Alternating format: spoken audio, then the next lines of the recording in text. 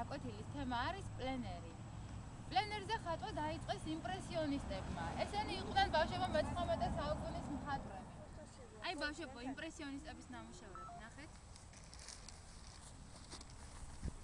მაგის მიხედვით არა, ამის მიხედვით არ დახატავთ. ხო, ესე იგი, რით გამოირჩეოდნენ ეს მხატვრები, იცით? ეს მხატვრები ხატავდნენ ნატურიდან, ბავშვებო, ნამდვილ პეიზაჟებს.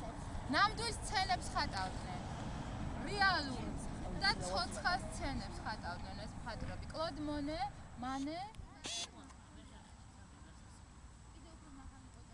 როგორ მიდის იქ კორპუსებში არის, ხო? კორპუსებზე მაღალი ჩანს ეს. იმიტომ რომ ჩვენთან ახლოს არის, ხო? აი ესე გააკეთე, მიდი. ვეღარ დახატე. ესეთი სახასიათებდა მონეს. ბავშვებო, შემდეგ გაკვეთილზე გავაგრძელებთ კიდევ მუშაობას პლენერზე.